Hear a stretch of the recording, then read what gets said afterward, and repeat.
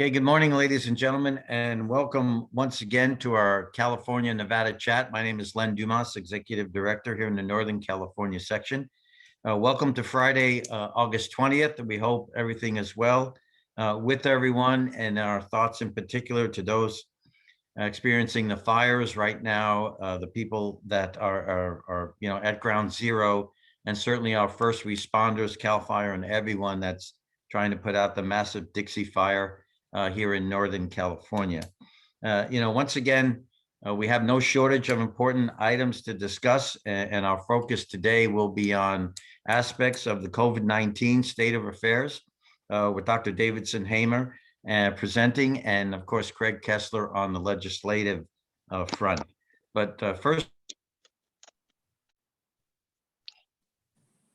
of course, our thanks to our colleagues and officers of Southern California section, Nikki Gatch, Assistant Executive Director and Chief Operating Officer, Jeff Johnson, the Chief Financial Officer, and our on-air team, Bryce Seaver, Caitlin Doyle, and Tyler Miller, and our section presidents, Dee Moriarty and Robin Shelton. So I see President Moriarty has just joined us for some opening remarks. President Moriarty, Dee. Thanks, Len. I was happy I could call in just to say hello and tell everybody to keep safe. I'm here with my two-star pupils, and they've probably never seen a PGA call before, so this is kind of fun. But thanks for keeping these chats going, and wish I could listen to the whole thing, but if it's recorded, I'll listen later. So everybody stay safe and have a great day.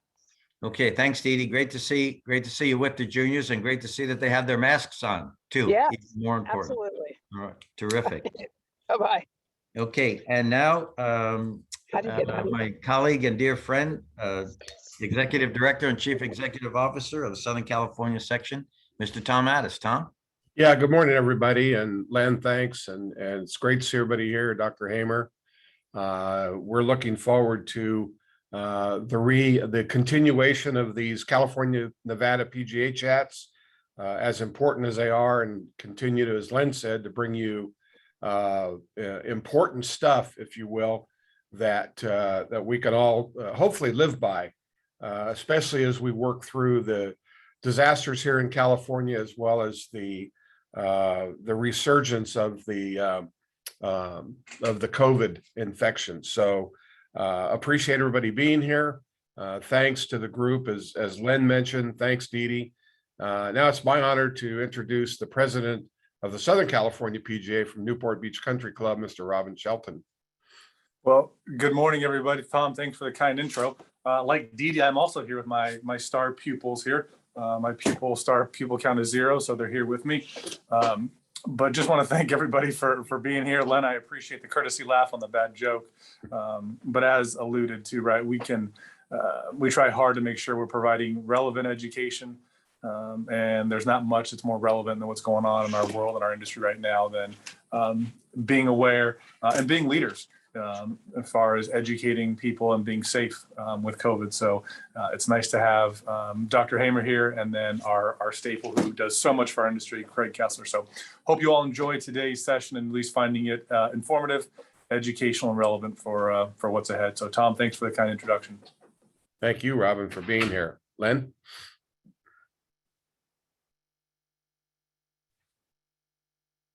Len, you're still on mute. Mute, Len.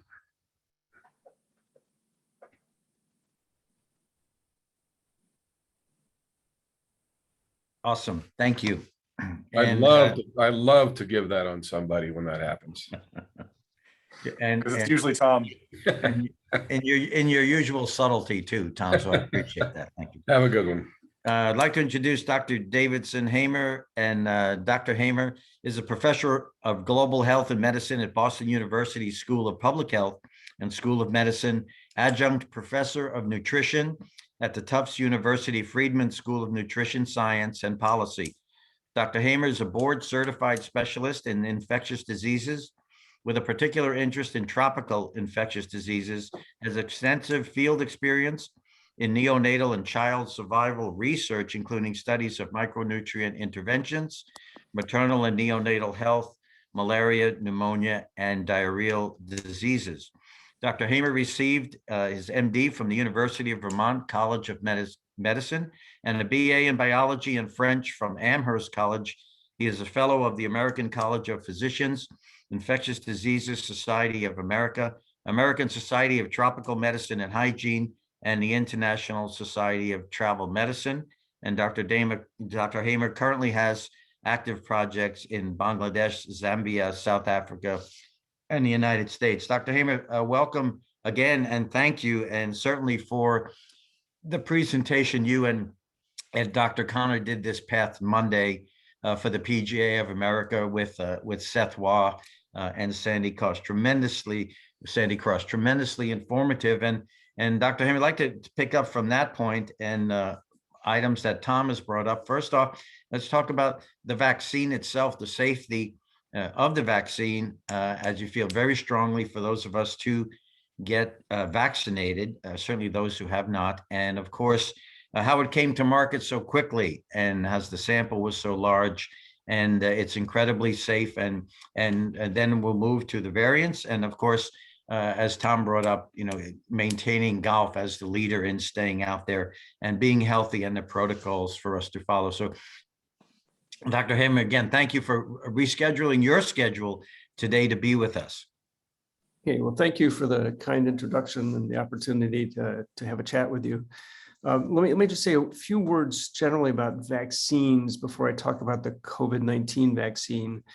The vaccines are one of our most powerful tools for controlling diseases, for protecting people from becoming infected, and actually for epidemic and even pandemic outbreak control.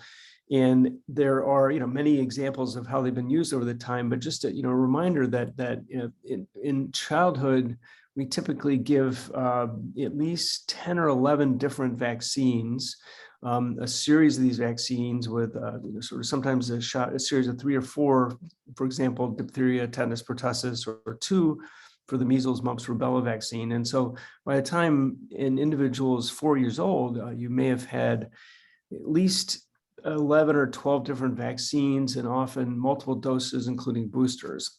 So we've dealt with vaccines for many years. We have systems in place to monitor for unusual adverse events associated with them.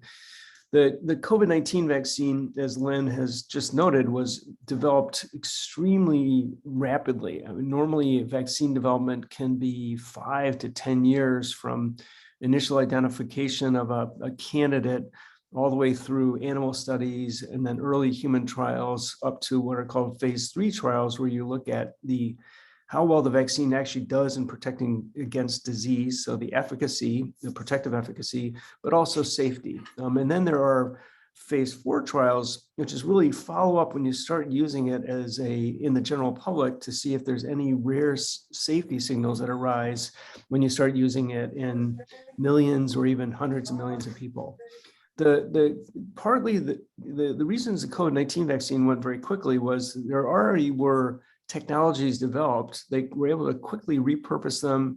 The genome was sequenced very rapidly, and this is typical these days because we have much better tools for molecular biology, for sequencing and analysis.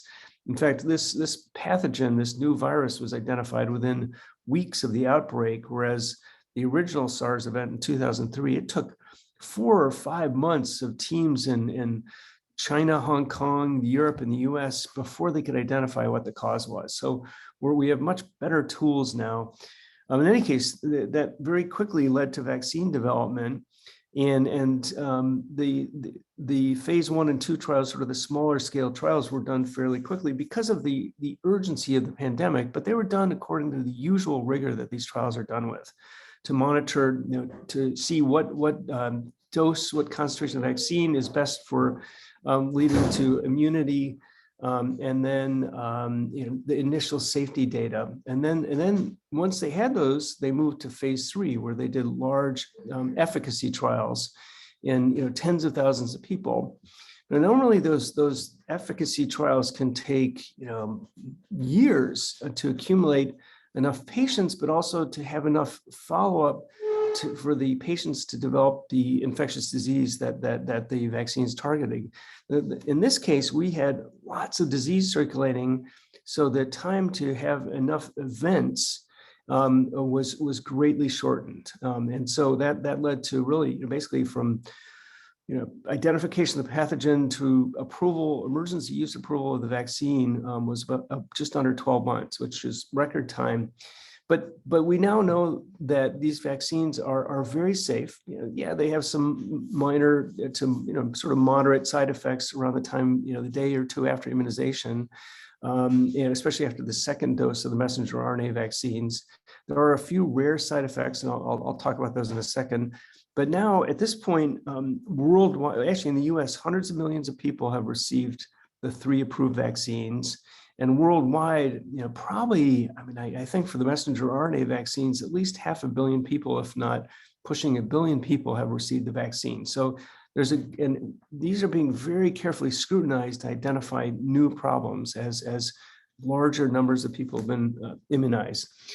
There are a few rare side effects that have been identified. The big ones are with the Johnson & Johnson vaccine, a clotting syndrome called thrombosis with thrombocytopenia, which basically is an unusual combination of clots in vessels, especially in the brain, but then a very low platelet count, which normally would actually predispose to bleeding. This has been generally found in women, rarely in men, and usually women that are under the age of 50, although there have been a few older people that have had it. And so that's one, but we're talking like the analysis has been done, and these are a few cases per 100,000 doses of vaccine administered. So very rare. And the other big one has been myocarditis, which is inflammation of the heart muscle. This has been seen to a very limited extent with the messenger RNA vaccines. And in trying to summarize how frequently this occurs, it looks like it's just a few cases per.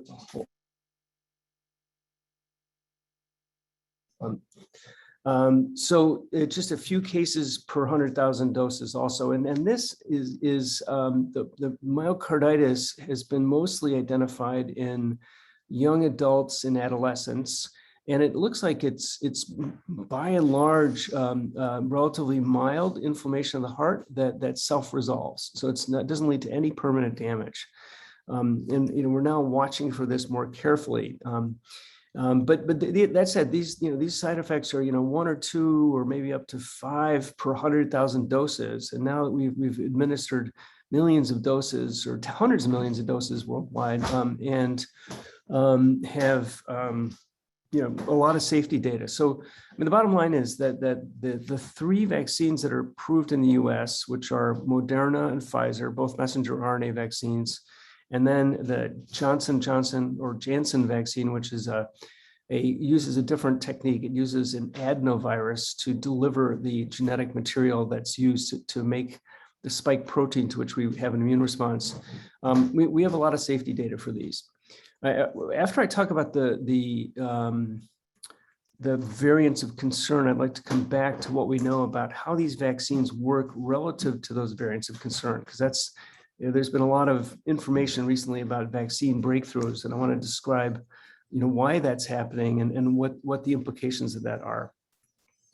Let me say a few words about variants of concern next. So this is an RNA virus, the SARS-CoV-2. All RNA viruses have they frequently mutate. If there's a lot of it around, like if in the context of an uncontrolled pandemic, there's a lot more opportunities for mutational events. And over the course of the last year and a half, we have seen an evolution of what was the original Wuhan type virus to a different strain that replaced it that didn't seem to be worse in terms of its degrees of transmission, but was, hold on one second.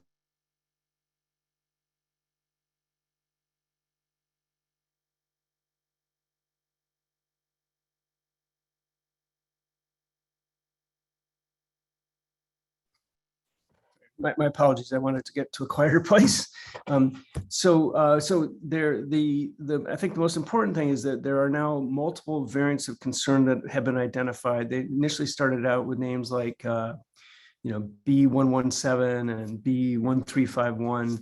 They've been renamed after Greek letters. So the one that I think was initially notable is now called Alpha, and that originated in the United Kingdom and really spread very rapidly in the UK until vaccination helped control it. It arrived in the US, January, February of this year, and very quickly displaced other strains of virus and became the dominant strain. Alpha is roughly 50% more transmissible than the wild type virus. And so it's more easily transmitted person to person. And there's some suggestive evidence from clinical studies in the UK that it might be associated with more severe disease and hospitalization. In more recent months, that strain has been displaced by Delta. Delta appears to have originated in India, and it is causing raging, third waves, fourth waves, fifth waves in different parts of the world. The problem with Delta is, and just for reference, in the United States right now, the most recent sequencing data have been generally showing that 90 to 95% of strains of virus in different parts of the country are Delta. So Delta has become dominant.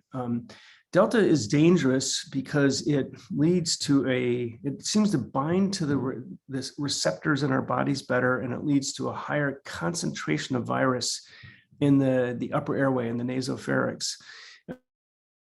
It's transmission. And so compared to Alpha, which was already about 50% more transmissible than wild type virus, this is 50 to 70% more transmissible than Alpha. So that means it's almost like 3 to 5 times more easily spread than the original virus. And that has implications for preventive and protective measures. There are, I would say that not clear evidence that it's making people sicker or causing more severe disease, except it does lead to a higher viral load, and that's important for transmission. We've been learning a lot very quickly about the vaccines, and all 3 of the currently licensed vaccines do have some degree of protective activity against the Delta variant. It's slightly reduced relative to some of the other original strains of the virus, but it is protective. But the problem is that as time goes on from when the vaccine was given, our immunity gradually declines, and you can have a risk of a breakthrough. But the breakthrough, that is an infection that occurs in somebody who's been vaccinated. Breakthrough may also just be occurring because when one is exposed to somebody that's infected with Delta, they're shedding a lot of virus, and it just overwhelms our initial immune defenses. The good news is that there have been a number of studies among healthcare workers and various other populations, and the risk of infection is much, much lower in those people who have been vaccinated. And importantly, the risk of severe disease requiring hospitalization or ICU admission is much, much lower than people who have never been vaccinated. And sort of in between the two are people that had the natural infection that have not yet been vaccinated. I mean, a lot of people think, oh, I had COVID-19, I'm okay, I can't get it again. Well, you can get it again. And it is, the risk increases with time from the original infection, also relates to how severe the original infection was. The recommendation, which I fully agree with, is that if you've had COVID-19, you should get the vaccine, because when you do, you end up with a very strong booster response, and then you would be very well protected. The danger of Delta is that as we're seeing sort of immunity gradually decreasing, because like say healthcare workers like myself, I mean, I received the Moderna vaccine in January of this year. It's now 8 months since I completed my series approximately. And we then immunized a lot of older people and people with underlying medical diseases. And those people are starting to have a decline in their protection. And that's led to basically a sudden discussion about booster doses. And initially, I thought that we're going to be having boosters that would be modified so that they're targeting the variants of concern that are prevalent today, like Delta. But instead, the pharmaceutical companies that have produced these vaccines and the CDC and related scientists think that if the first 2 doses of this area are like priming the pump, they're sort of getting your immune system to know the spike protein, to recognize it as harmful, and to develop antibodies and an immune response to it. When you give a booster 12 months later, you have a big rise in protective immunity, because you have cells that have been created that recognize the spike protein, and they immediately kick into overdrive to basically lead to a protective immune response. And so our thinking is that we are probably going to use this as a strategy to try and control the spread of Delta. And this is for people that have already been vaccinated. Again, people that have not been vaccinated, it's so important for those people to receive it. We do have a challenge in that only one of the vaccines is approved from 12 to 18, whereas the others are not. There are data forthcoming, and I think that there will be approval at least down to the age of 12, but we don't have a vaccine yet for children. And both Pfizer and Moderna are far along with a phase 3 clinical trial looking at children basically from the first year of life through age 12. And I think within a month to 2 months, hopefully we will have approval for that. So I could go on. Maybe it would be useful to take questions. I wanted to respond to Jeff Johnson's comment. So the significance of 3 U.S. senators, higher profile, all vaccinated like many others, and yet infected, was curious. The issue is that again, that I think that we're seeing 2 things. One is a gradual waning immunity, like a decrease in the protection from vaccine, especially in people that had it more than 6 months ago. And the second is just the overwhelming power of the intensity of transmission of Delta. I guess one more thing to note is we're not done yet. There are other variants that have been identified. None have moved as quickly as Delta to become dominant, or have shown that they're really variants of concern. They start out as a variant of interest, but there's definitely a risk for a new variant to pop up in the next 6 to 9 months that will be different enough that it could cause another wave. But giving boosters of the vaccines may help blunt the damage, the harm that does. So why don't I stop there? And actually, I want to say one more thing. So right now with Delta circulating, we have had to strengthen our protective protocols. And so a lot of jurisdictions have returned to indoor mask use mandates. And I think that basically anywhere in the United States, we should be using masks indoors in places other than when you have to eat or drink. It's probably good to do, to have meals and to be involved in activities outside as much as possible, because the risk of transmission is greatly reduced in outdoor settings. And certainly the game of golf is a great way to sort of be outside and to have very low risk. I think clubhouses, any sort of public gatherings like that might happen around a tournament, these have to be done very cautiously with mask use indoors. And I think actually one sort of comment about transmission, we've learned a lot about disease transmission over the last year. Initially, we were really concerned because there was a lot of data coming out about surface contamination of the virus. And so there's a very major early focus on decontaminating, cleaning everything and hand hygiene and so forth. I think those measures are still important, but I think that most of the transmission occurs through aerosol. So mask use, indoor, optimizing indoor ventilation and filtration systems, social distancing, all those are really effective, our most effective tools. I think we should still have some surface cleaning and definitely attention to hand hygiene. Because we don't know, what proportion of infections are transmitted through contact with contaminated surfaces, but we believe that most are through the air. So why don't I stop there and take any questions? Okay, Dr. Hamer, thanks. I think you answered Tom's point there about the difference between the contact surfaces and the aerosol. So I do have a question, Dr. Hamer, thank you for that. And regarding the booster, actually the initial, as you mentioned, it's been about 8 months and it's starting to decline. Now, is that predictable, or does that have to do with, is that faster because of other underlying medical conditions, or would it be expected based upon an 8-month time frame? I think it's probably multifactorial. I think that a couple thoughts. One is I think it's because of this virus. It's different. It's harder to create good, long-lasting immunity to respiratory viruses. If you look at measles, in a way, is a respiratory virus, but like 2 doses of the measles vaccine, and you have pretty much 100% protection, and then you're covered for years, if not life.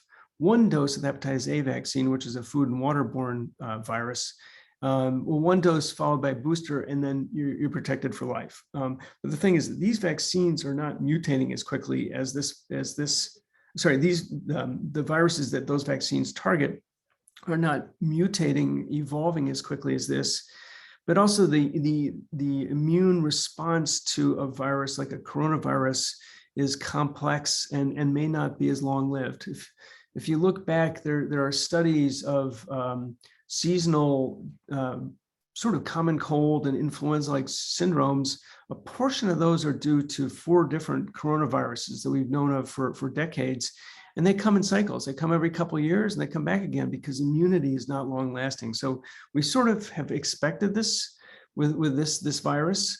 That's one part. But the second part is, partly what you mentioned, which is, the first cohorts to be immunized outside of healthcare workers were older individuals and people with underlying medical conditions. They are less likely to have a strong, long-lasting immune response than a younger, healthy person. And so that they're more vulnerable in that respect. So I think a combination of different factors is accounting for this gradual decline. And I need to say also that the data are relatively limited on this. I mean, there's really 3 papers that have come out recently that are all not even peer-reviewed yet. They're preprints that have suggested waning immunity. And I think we'll be learning a lot more about this over the next month or 2. Dr. Hamer, thank you. And I think that you did answer this next one partially. Dr. Connor mentioned that the variant is changing and it's possible to affect 6 to 8 others, and also that variants lead to variants. And that variants lead to variants. So some thoughts about that, please. Yeah, I mean, I think that there are in places where there's really intense, widespread transmission. It gives the virus an opportunity to mutate more. If we control it, and there are a lot fewer cases, there's going to be reduced risk for mutational events. And so, what my worry is that we may have new variants arise in some low and middle income countries where vaccination efforts are basically, close to zero. So Zambia, where I've worked for many years, is a good example. I think less than 1% of the people there have been immunized. They have a big wave right now due to Delta, but places, Indonesia has been hit really hard, large country with hundreds of millions of people. It's highly likely that in a setting like that a new strain, a new variant is going to rise, and if it makes the virus more fit for transmission, that will become dominant. There are, as you mentioned, sort of variants of concern. So there's one called Delta Plus that's been identified. It hasn't spread too wildly, but it's just an additional mutation or 2 away from the original Delta. But we definitely need to keep tracking these, doing good epidemiologic studies, but also sequencing. And it's expensive to sequence, but we realized how important it is to be able to understand the evolution of the virus. Okay, Dr. Hamer, thank you. We do have another question. Are there good websites that you would recommend outside of government agencies, CDC, et cetera, to educate ourselves who are distrustful of government? I mean, that's good. I mean, there are, I mean, if you go outside of government sources, I would say, a number of universities have websites that have a lot of information. And that, that should be very objective. Johns Hopkins has the sort of the COVID tracker, and there's a lot of information on their website, and they put a lot of attention into trying to provide the best available information. Another non-government agency, but a political organization, the World Health Organization, has a lot of very useful information. Beyond that, I don't have great suggestions. I think many departments of public health in different states have a lot of information available, but a lot of those are basically extension of CDC guidelines. Okay, Dr. Hamer, your thoughts on natural immunity due to previously contracting COVID.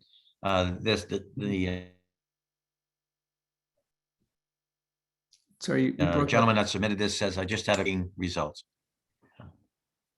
Okay, so if somebody has COVID-19 and has a really mild infection or an asymptomatic infection, they do not develop a very strong immune response, and they're at risk for reinfection fairly soon. If someone was sicker and had fever, or lost a sense of smell, maybe cough, was not hospitalized, they'll have had a stronger immune response.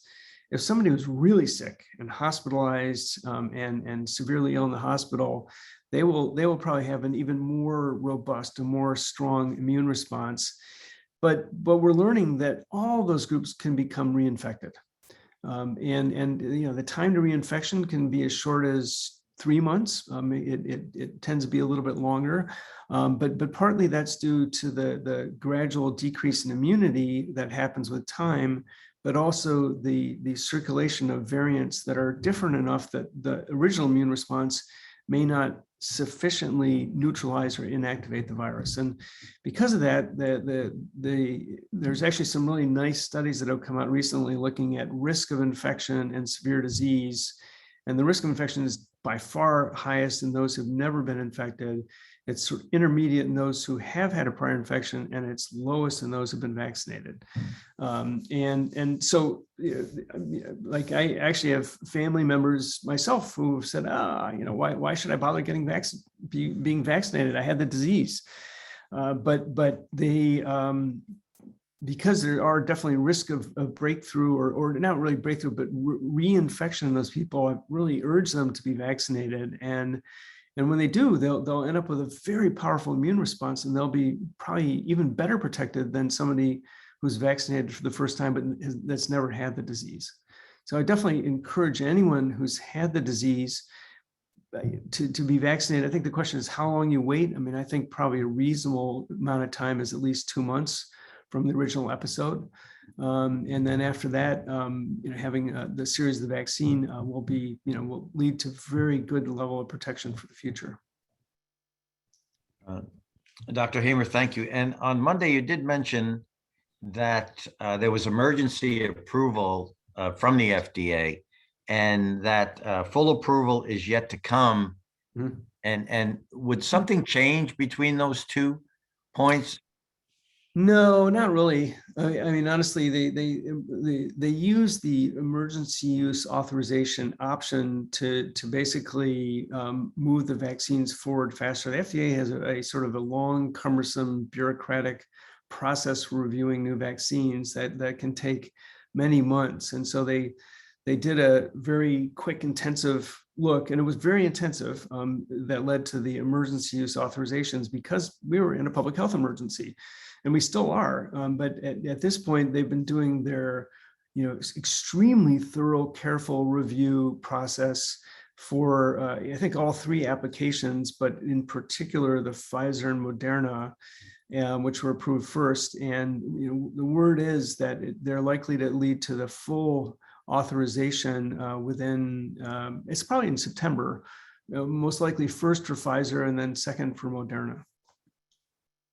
And honestly, it doesn't really change things. I mean, it just is, it's a even stronger sort of stamp of approval from the FDA. But notably, during the last several months, FDA officials have repeatedly said people should be vaccinated against COVID-19. So they've been pushing these vaccines, despite the fact that they remain in this EUA status.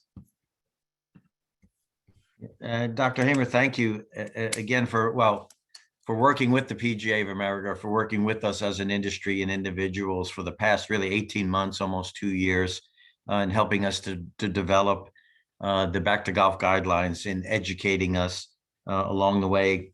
And certainly for last Monday with yourself and Dr. Connor.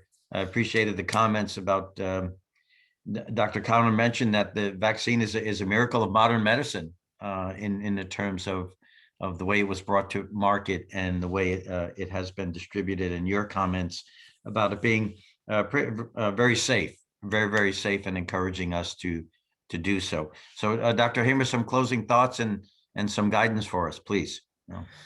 Sure. I mean, I think, a couple things. One is golf is a game, sport, whatever you want to call it, that can be done safely because it's outside.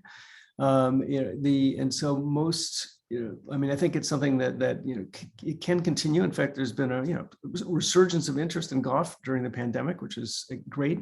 Makes it a little harder to get a tee time though. But we need to be careful over the next few months. In the United States, nearly every state has seen a rise in cases in recent months. And particularly the last few weeks, and even places like Massachusetts, where I live, which has pretty high levels of vaccine coverage. And then the country of Israel, which had very high levels of coverage, has seen really a serious resurgence, and it's due to Delta.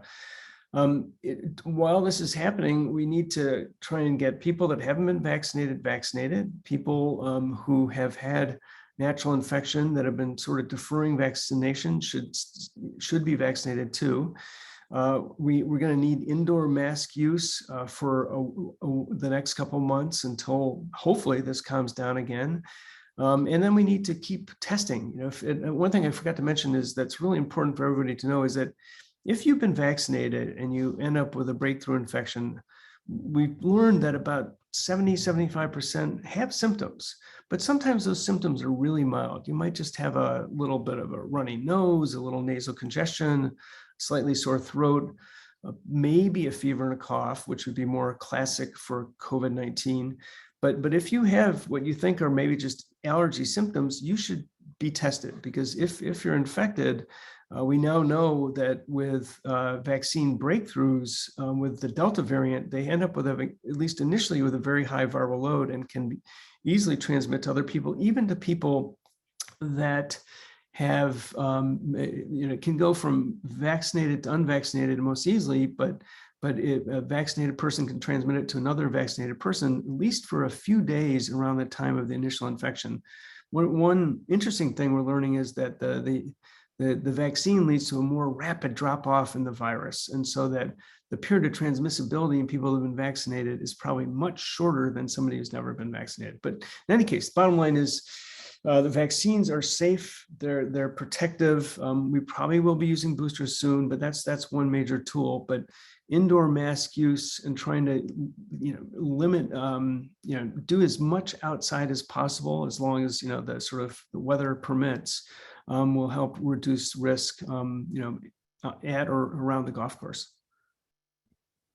Thank you, Dr. Hamer. And a question just has come in.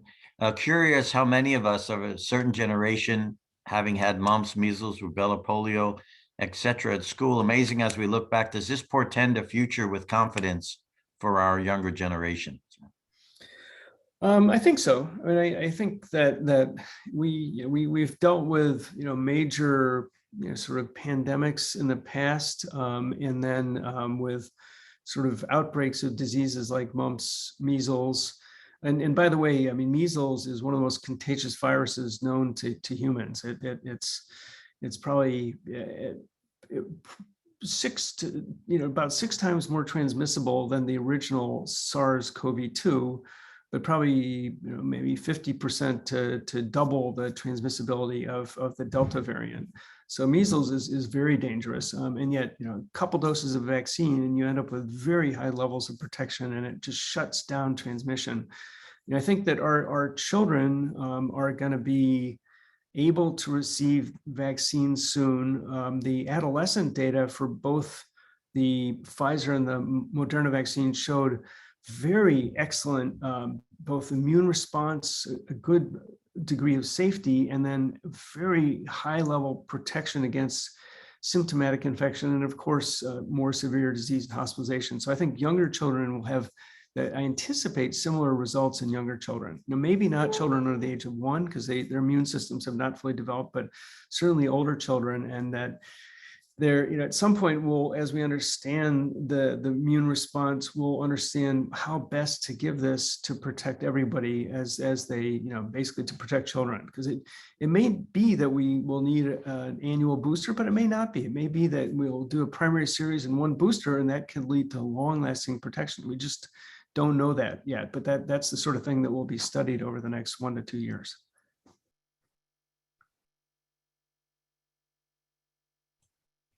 Other questions?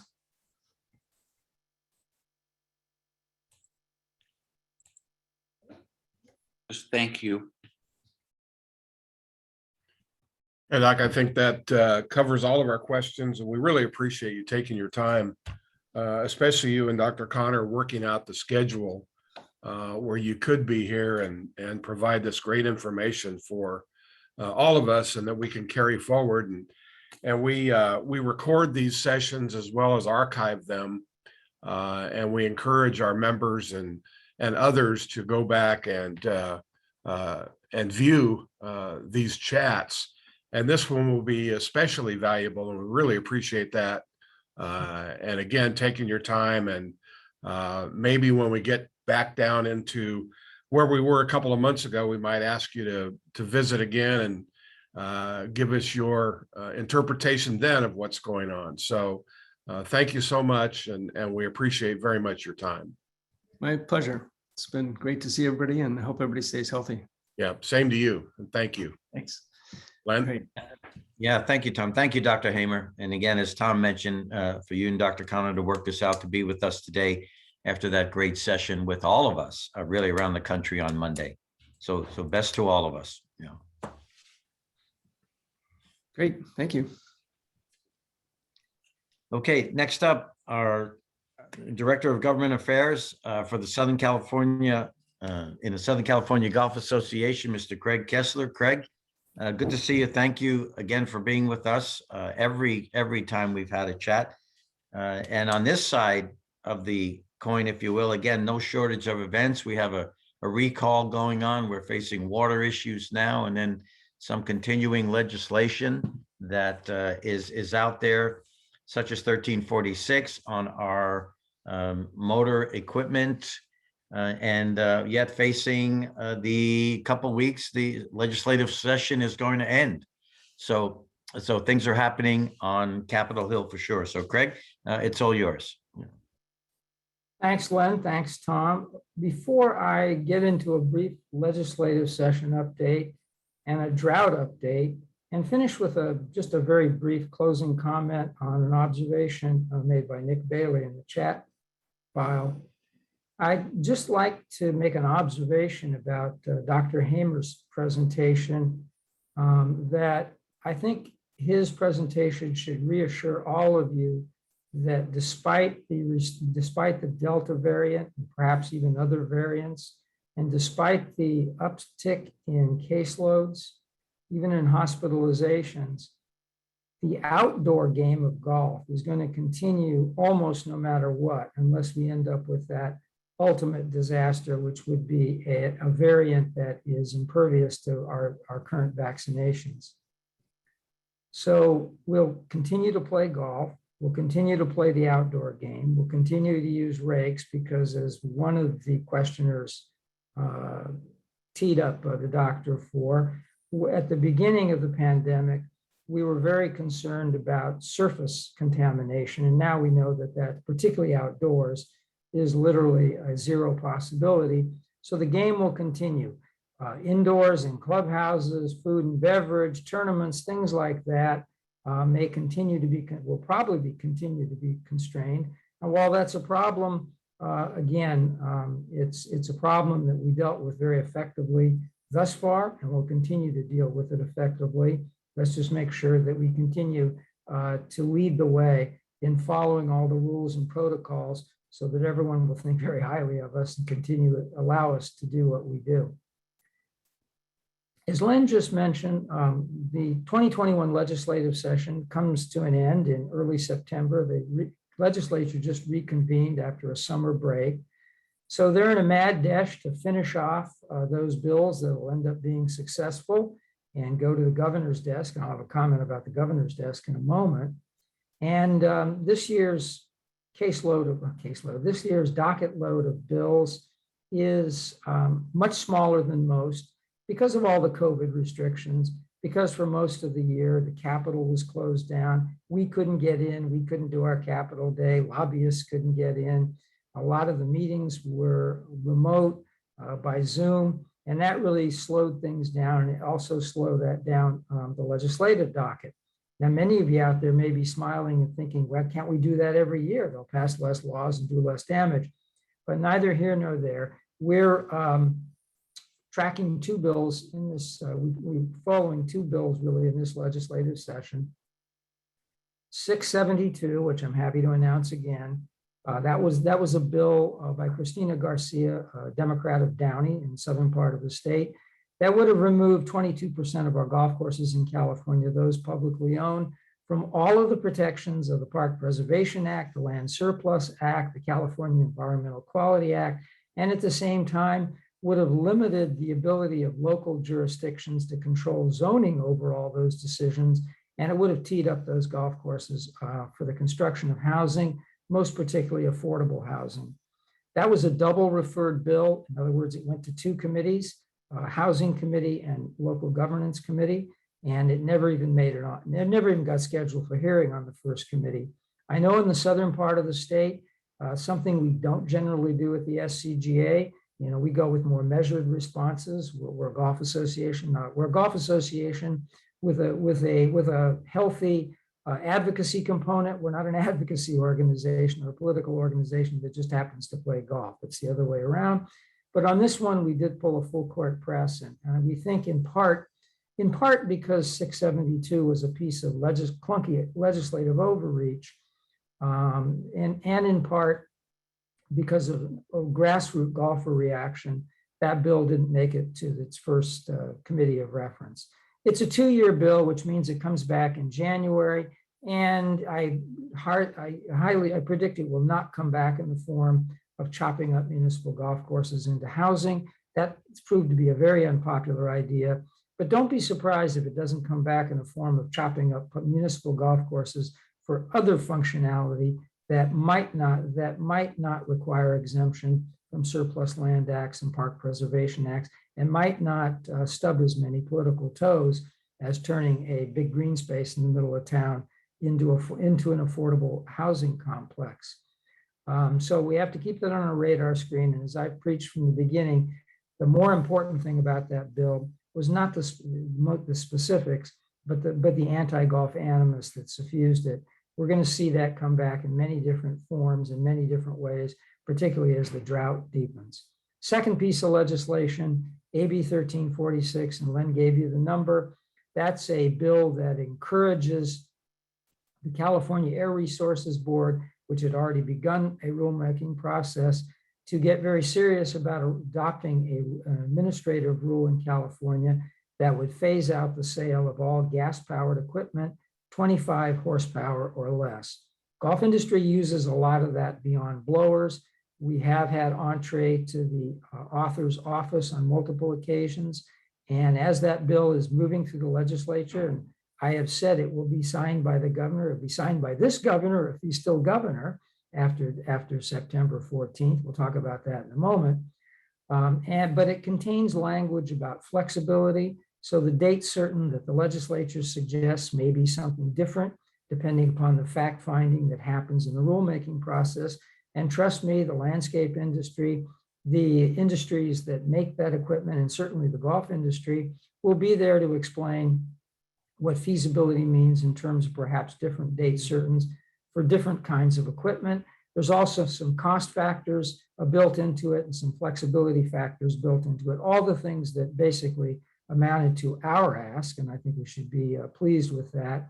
And I believe thus far, it remains to be seen whether it moves, but there's a move to actually include in some of the federal legislation in the $1 trillion infrastructure bill to make some of that money available in California to either create rebates or tax credits, in other words, financial incentives for those industries that have to move from gas-powered equipment that's in their service yards to the electric-powered equivalents. So whether the golf industry can gain access to that remains to be seen, but at least we'll have the possibility, and that too is good news. That pretty much wraps up this legislative session, except to say, I trust all of you know that there is a recall election on September 14th. Those ballots are in the mail.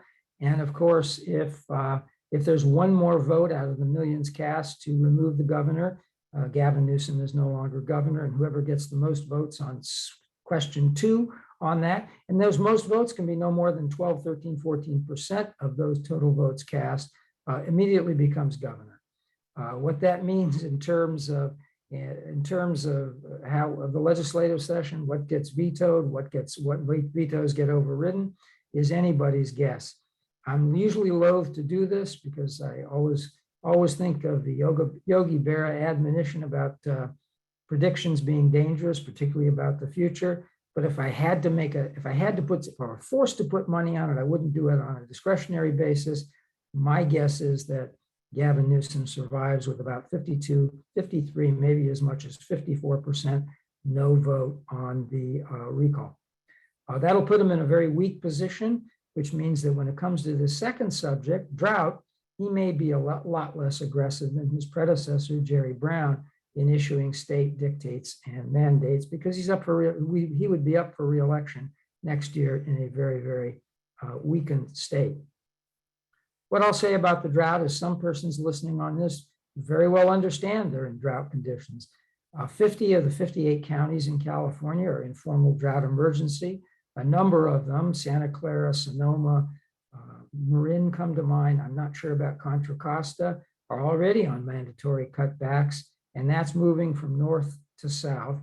The 8 counties that are not in an emergency are all in the southern part of the state, not because the weather is better, but only precisely because we've never relied upon what Mother Nature provides. We've relied upon Sierra snowpack runoff that we then put into earthen dams above surface receptacles. And so we have quite a bit of supply based upon some good years of a couple of years ago. But if Mother Nature doesn't bail us out, those supplies are being drawn down with each day. In addition, for those of you who pay attention to such things, we also, in the southern part of the state, our other great imported source is the Colorado Basin. It's been over-allocated for years, and now, and for the first time ever in the history of those water projects, the Federal Bureau of Reclamation has formally cut back allocations. Now, not to California, because we have senior rights under the original 1922 Colorado Compact, but it's been cut back in southern Nevada, where I'm told there won't be any implications to that, because that part, Las Vegas in particular, has done so much with conservation that even though they're going to get a cut back off their allocations, they'll be able to accommodate that. Arizona is in deep trouble. They're going to have an 18% cutback off there, which is going to result in an additional 8% cutback on the entire state. Agriculture's fields are being fallowed. For those of you who follow this, and we communicate quite regularly with Arizona and the Arizona Golf Alliance because we are joined at the hip in the Colorado Basin. But they have a lot of golf courses that have played every one of the conservation cards and that they have, and they're down to the point where the next card may simply be they don't have the water to maintain their golf operations. And they have a political situation that's better than ours in that they have the overt support of their governor in trying to keep them all alive. That's it's a cautionary tale for California to think that somewhere down the line, that too couldn't be us as well, if things continue to get warmer and drier. And what I mean by that in terms of a warmer, drier climate is that even when we have an average or an above average precipitation year, that precipitation is falling much more as rain, which we don't capture. It runs out to the sea because it comes down fairly quickly, and less of it as snowpack. And that's the primary storage mechanism. And then we capture it when it runs off slowly, and we move it through the state water project to the southern part of the state, which has higher population than the northern part of the state. And that snowpack is less based upon the same precipitation numbers. And the runoff is even less than that because it's running off on drier ground. So there's more absorption and there's more evaporation. So climatologists have been telling us that all the numbers they use to set, for example, if we had 100% snowpack or 80% or 120%, it would result in so much water ending up in the state water project. Those numbers have been shot. And the question remains whether or not those numbers will continue to get worse if the climate continues to get warmer and drier. And I'm not even going to go into all the fire implications, which also add up to that, or the electricity implications. Since hydroelectric power is a major source of our power supply grid in California, keep in mind that Oroville is now dropped below the level to produce electricity, and Lake Mead is a year or two away from that if things don't get better in the Colorado Basin. So I share all of this to suggest that there's going to be increasing pressure on the golf industry moving forward. We are not what I would call a high priority use of water when things get tight. In fact, technically under California law, golf courses is a frivolous use of water. Now, we don't regard ourselves as frivolous because we all work in the industry or are tied to the industry. But when you consider that first calls of water go to human consumption, human health, to those industries that are considered essential, golf is not an essential industry, and certainly the most essential of them is agriculture. Keeping in mind that as I'm speaking right now, fields are being fallowed all over California. Most of them are the water consumptive species like almonds and other things where it's just cost prohibitive. The water doesn't exist. In past years, when those water allocations were cut back, farmers in San Joaquin Valley and the Central Coast were able to tap their wells. Well, those wells are running dry as well. And under SGMA, the Groundwater Sustainability Act, it's not clear that one can continue to indiscriminately tap wells under all conditions. So if what I've described you're interpreting as a tightening noose on the golf industry coming, that's exactly what it is. And the faster we get prepared for it, the onslaught, the better. The good news, I think, and I'll say it's a better news in the southern half of the state than the northern half of the state, is that we've been working with water districts and public utilities for over a decade now. And at least with the staffers and the engineers and the hydrologists, they've come to understand our industry as the most efficient outdoor irrigators in California. That's good news. But at some point when the pressure gets high enough, it becomes a political issue, and politicians don't care about those kinds of details and facts. They care about some other things, and they care about what public opinion is. And I'll simply say that this is where those of you who listen to me know that I keep preaching sort of the confluence of the relationship that's not obvious to many, but it's painfully obvious to me, between those issues dealing with drought or even pesticide regulation and with the municipal challenge in which increasingly other recreational groups are eyeing our properties for their recreational amenity, or worse, eyeing vast tracts of 150 acres. And since housing is identified by the public as the number one problem, it becomes fodder for things like AB 672. And I'll encapsulate it this way with a very incendiary statement. It's intentionally incendiary. It makes some of you mad. Good. It might galvanize you into action to recognizing how many in this state view us, keeping in mind that we think about 91%, 92% of the population in California does not play golf. And so consequently, they don't have the same understanding or certainly the same concern for our viability moving forward as those on this call do. But it goes something like this. Our problem, and the problem that relates that, is that, and it's a stereotype or a caricature to be sure, but a lot of people believe this. Certainly Christina Garcia does. So it goes something like this. Golf puts too few persons on too much land that uses too much water and too many pesticides, that serves the too few that have received too much for too long. Again, if that pisses you off, all the better, but that's the way golf is viewed. And the degree to which we do or say anything, no matter how unrelated it may be to the task at hand, or how tangential you may think it is, whether we take that stance just anywhere in the public arena, and particularly if we take that stance in the political arena, that gives fodder to those who believe that about us. Because there's much about that statement that's demonstrably false. But when push comes to shove in politics, and when push comes to shove and people are competing for water, for limited anything, perception is going to matter much more than reality. So everything we say, everything we do is related to that. And everything we say and do that contradicts it or obviates it or gives a different interpretation of us, that will be positive.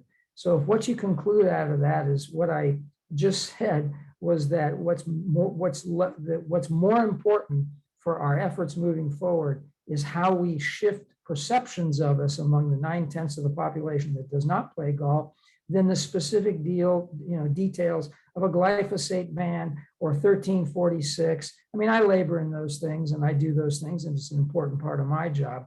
But the important part of the important job for the rest of us in the golf industry is to always be conveying an image that makes clear that the value proposition to for golf for the 90% who do not play golf, because they're going to determine our fate. And the degree to which we can take those messages and those sermons, in my case, and preach it to the 90% and stop talking to the 10%. If you go to a meeting of a bunch of golfers, whether it's an agronomic meeting, a professional, whatever it is, guess what? Everyone in the room pretty much values golf highly. It's those who don't that are most important. Let me simply close with a simple observation about Nick Bailey's question about sites that persons can go to who don't trust government. If there's another thing, and I'm going to speak at a 50,000 foot level, not just a 30,000 foot level, this is just a personal observation.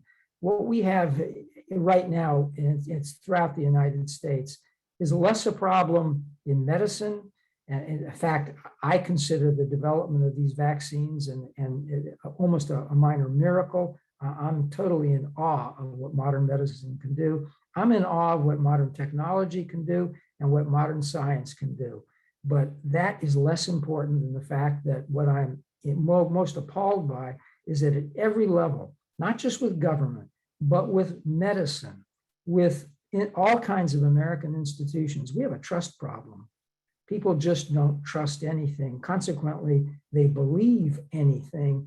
And a lot of persons can take great advantage of that, and I mean literal advantage of that in their pocketbook, and it skews things. And we end up in a situation right now that even though probably 750 million persons have been vaccinated with no consequence, you still have people who say, I'm not sure there aren't side effects.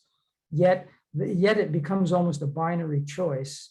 I don't know about you, but I kind of looked at this and thought, the choice was between, let me see, something like 6 or 7 million people have died gasping for breath on a ventilator. That's one of the risks. And the other risks is you might not feel good for 24 hours, and there could be some long-term side effects to a vaccine. I know what choice I made, and I think it's because I understood the choice, not because I was 100% sure that everything was 100% safe. I didn't need that to make the decision. Thank you for indulging me a closing comment that went beyond the scope of my invitation here today. And I did preface it by saying that was my personal opinion and had nothing to do with a legislative, a regulatory, a COVID report, or a COVID update, or anything else. So with that, if I've upset a little bit of a few of you with that caricature, good. because that might fire you up to be a little less complacent than you are about the way people view us, and you'll maybe work a little bit harder to impress a better view moving forward, an accurate view, I would argue. And if I gave you any insights or any information, all the better. And with that, I'll thank both sections for inviting me to share some thoughts with you and some updates with you. And I'll yield the floor, which clearly sometimes is a tough thing for me to do. Thank you, Craig. And we're grateful again for a Friday morning, Dr. Kessler's Magic Elixir to get us fired up and through the weekend. And at this time, as we start to wind down, I'd like some closing comments. Tom? Yeah, sure, Len, thanks. And Craig, you never need an invitation, that's for sure. And we value and treasure your contribution always. So thanks for that. And you never need to worry about the subject matter that you so eloquently give us. So thanks. Just a little bit of a reminder, we are still doing these chats once a month. I know the last month we had a little bit of a schedule change. Next month, also because of the holiday, and instead of the first Friday, we will do the second Friday, September 10th, for this chat. So put that in your calendars, please. Mark it, and then we will, of course, send out the reminders.